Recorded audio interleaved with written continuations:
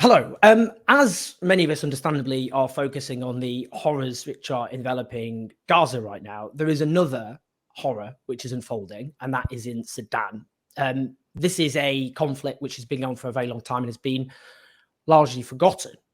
And it's so important that we shine a light on exactly what's happening, not least when huge numbers of people are being killed as we speak, as you listen to this. And the world's attention needs, as well as to obviously talk about what's happening in Gaza, we need desperately to talk about what's happening in Sudan. And in that spirit, I'm really delighted to be joined by Dallia Abdelmoniem, who is a Sudanese political commentator. Dallia, it's really great to see you. Thank you so much for talking to us. Thank you for having me, Owen. Just to begin with, can you just give a précis, basically, of what's been happening in Sudan? Because as you've been saying, this is a forgotten conflict. It shouldn't be, but it is. So for those who just aren't aware of what's happening, what is how did we get to the point we're at now? Okay, I'll just go back a few years. 2019, we had a peaceful revolution. We overthrew the regime of Omar al-Bashir, the maestro behind the Darfur crisis back in 2003. We had an interim civilian government, which was overthrown in a coup by the two leading military factions, the National Army and the militia, the Rapid Support Forces, which are the Janjaweed who were responsible for the massacres that were carried out in Darfur 20 years ago. They just had a rebranding, but they're still the same. And from the coup, there were discussions to move into a political framework where we would return back to civilian government. But then the war broke out on April 15th of this year.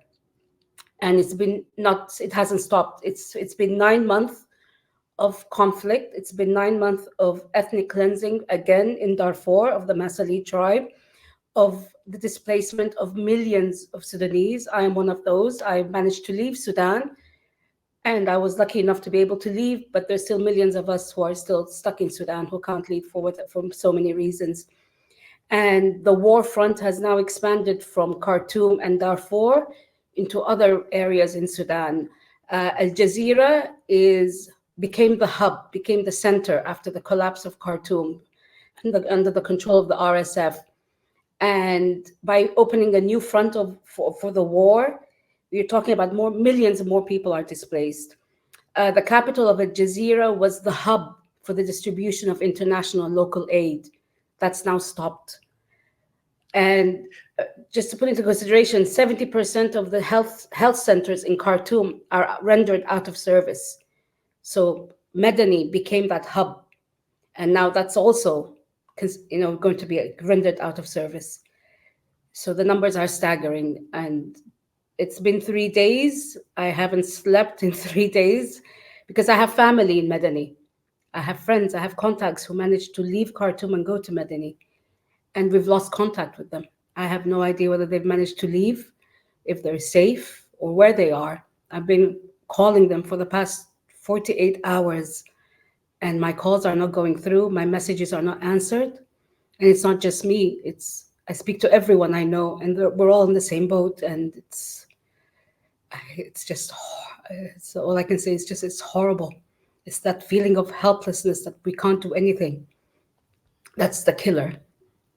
I can't even imagine what you're going through, and just, all my love and solidarity. This is a hugely traumatic thing for you to go through, and obviously, I think those watching and listening to this will appreciate all the more that you're able to talk right now. But it's a horrible, horrible thing for you to be going through right now. In terms of Medani, the country's second city, for those who don't know, so as you say, hundreds of thousands of refugees from the capital, Khartoum, went there in the last eight months. So Sudan's Rapid Support Forces, as you mentioned, so they're the government affiliated militia. Can you tell me what the significance of that? What does that mean then in terms of, obviously you've lost contact, you don't know it's very difficult to know what's happening, but what could that mean in practical terms? They're a militia. They're made up of mercenaries, Sudanese and non-Sudanese mercenary soldiers. They're bloodthirsty. All they know is They've been looting, they've been raping, they've been killing, they've been ethnically cleansing, and they're supported financially and ideologically by other partners outside Sudan, and simply because they say they're against the Islamists. But the RSF and the army are both infiltrated with Islamists. And the reason why the RSF or the Janjaweed are actually a creation is because the Islamists created them to fight their dirty war in Darfur. But they've created a monster. It's now the Frankenstein that no one can control, and we're the ones. We the people, we the civilians are the ones who are paying the price. They are merciless. They are. I hate to use the word savages, but that is what they are, because there's the stories that are emerging. There was so far within 2 days. There's been more than 40 cases of rape, including one of a 13-year-old girl. There's been targeted of certain ethnicities in Madani, in Jazeera, and other parts of the country, especially the young men. Some have been burned alive, some have been executed, some have been slaughtered, killed. They're targeting. It's ethnically driven. They know no mercy. They say they have an amazing PR machine behind them that keeps posting all these videos and these messages on Twitter and other social media and TikTok and I don't know what. And it's a nightmare because we don't know how to defeat them because they're supported so well. It's like I posted a few days ago, it's like we're shouting into this void and no one is listening to us. It's an echo chamber. It's coming back to us. And they keep doing what they're doing. And give an example. Okay. Some nearly 500,000 people from Khartoum sought refuge in Madani. And now all those people in Madani are seeking refuge elsewhere. We had, until last week, we had the largest displacement of people in the world. We were 7.8 million people displaced. With what's happening now, that's going to increase. We have the largest number of displaced children in the world, whose education has been halted, who have no access to healthcare, who have no access to security. 65% of those displaced are made up of women, who are the most vulnerable. And there were girls, Sudanese girls, asking, what are the protocols for rape, the rape kit? What medication do they need? Because they've already set themselves up into believing, into thinking and knowing that they could be next. They will be raped and they don't want to fall pregnant from that rape. So what can they do? I can't imagine how any girl or any person is thinking like that, because you're trying to stay safe, you're trying to escape, and they're not allowing people to leave Madani. They're trying to stay safe, to protect themselves, their parents, their loved ones, and it's just a nightmare.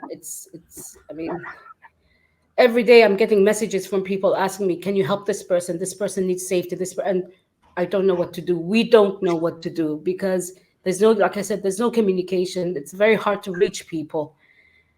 And it's going to get worse. It's not going to get any better. It is going to get absolutely much, much worse, and no help is coming. We've been helping ourselves for so long. The local resistance committees, the local organizations and grassroots and emergency responders, but they're stretched thin because they're also targets. So it's just beyond hideous. In terms of what needs to be done, what's the kind of core, what are the demands that people need to heed? What can people listening do? But what would you like now in terms of how we address this? This war needs to stop. The war, it just has to stop, because I mean, the devastation already that's occurred from the war, it will not be fixed overnight. It will take years, if not decades, but the war needs to stop right now. Real pressure needs to be brought on both sides, the army and the RSF. They need to be sanctioned, and they need to be sanctioned immediately. You sanction the top tier. Don't sanction the lower people. Like, sanction the ones who are giving the orders for all this, for this killing, for these massacres. You know, I've read so many statements from international organizations, from, you know, the American State Department, the British Foreign Ministry, the EU, but their statements, they do nothing. I'm tired of hearing we condemn, we call upon, we ask. They're not listening to you. If you really want to do something, something can be done. You know, we've been shouting about this scenario happening since 2018, but no one listened to us. We, the Sudanese people, we were going out in protest, we were holding seminars, we were screaming, you cannot legitimize this entity. You need to listen to us. No one did. No one did. And we're the ones who are paying the price. And frankly, if they're just going to release statements condemning, then I'd say save the ink, save your typing skills, and stop doing that, because it's an insult. It's insulting to us. I think this is an extremely, well, beyond crucial wake-up call. And I hope those who weren't aware of what was happening right now listen to what you say very, very carefully and act on it. What I'm also going to do is, in the link for this on the video, is include, the description, include links so people can donate to help the organizations working in Sudan and ground response teams for those, to help those who are obviously suffering unimaginable horror. I mean, all our thoughts, I know, are going to be with you and your loved ones, and thinking of you in the coming days and weeks, and hoping that they're safe, and also those other desperately vulnerable civilians as well, that they're safe. But thank you so much, Dallia, especially at such a horrible, hideous time like this for you, and for those around you. And this is such a crucial wake-up call. So please do share this video. Make sure Dallia's message and her explanation of what's happening is heard far and wide. Dallia, thank you so much. I really, really appreciate it. Thank you, Owen.